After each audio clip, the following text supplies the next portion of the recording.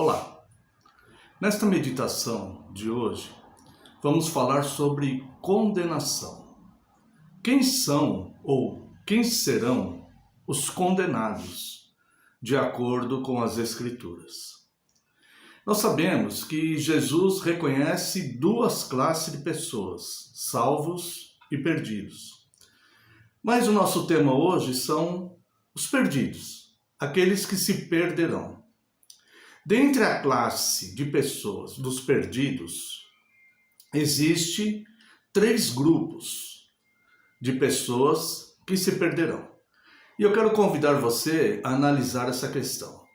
O primeiro grupo de pessoas que se perderá são aqueles que estão na igreja.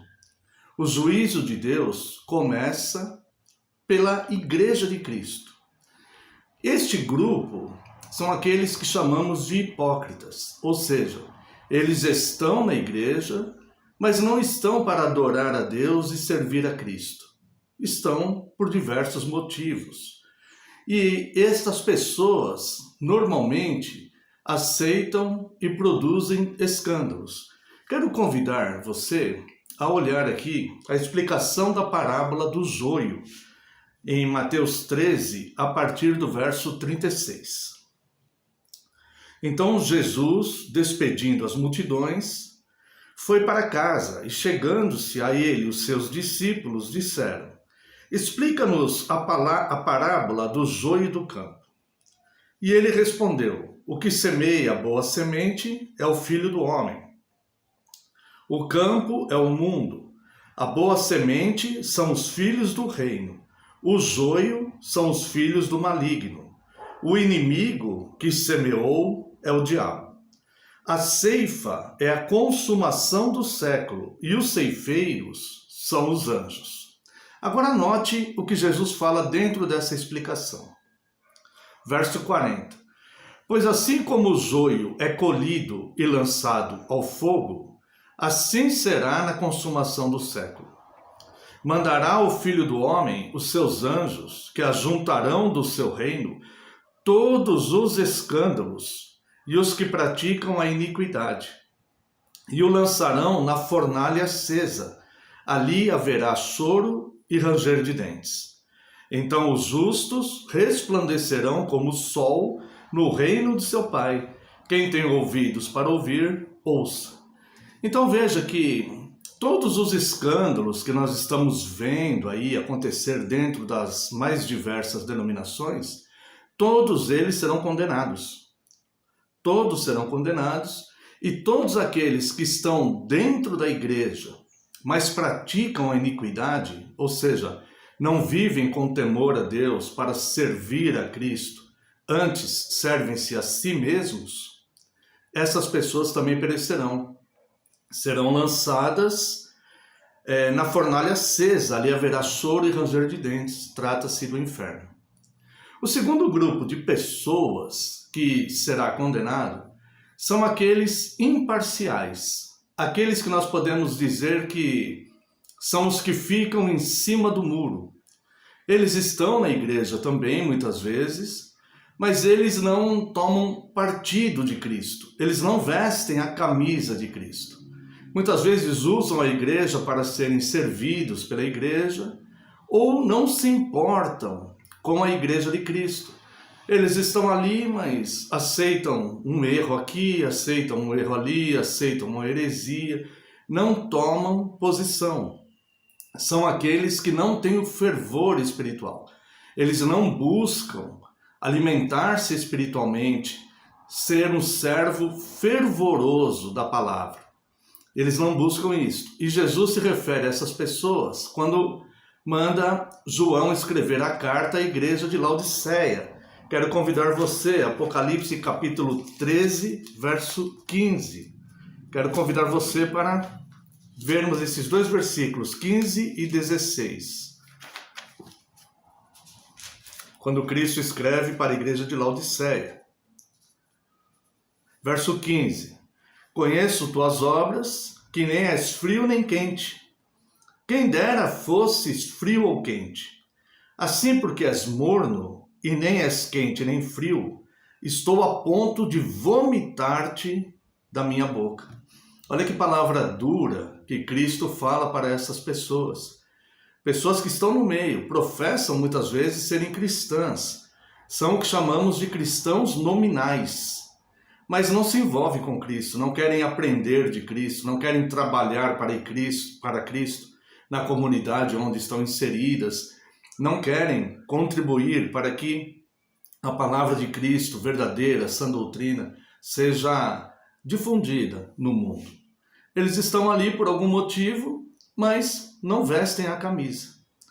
Cristo diz, quem dera fosse quente ou frio, quem dera fosse fervoroso ou totalmente fora, porque se você estivesse totalmente fora, você poderia ser alcançado por alguém. Mas como você é morno, você se sente um cristão, mas na verdade está iludido, porque o cristão é aquele que serve a Cristo, aquele que quer aprender, o discípulo é aquele que quer aprender do seu mestre e pelo menos tentar ter um coração voltado para colocar em prática as palavras que recebe. O terceiro grupo de pessoas dessa classe de perdidos são aqueles que se perdem de fato, que deliberadamente rejeitam a Cristo, ou por não ouvirem falar sobre Cristo, ou mesmo se ouvirem, eles não servirão a Cristo, não servem e não querem servir a Cristo de fato. Pensam, cada um tem a sua religião, política, futebol e religião não se discute, e usam de diversos argumentos, né? Ou simplesmente dizem, eu odeio a igreja, eu não quero servir a igreja e eu não quero servir a Cristo, que é o Senhor da igreja.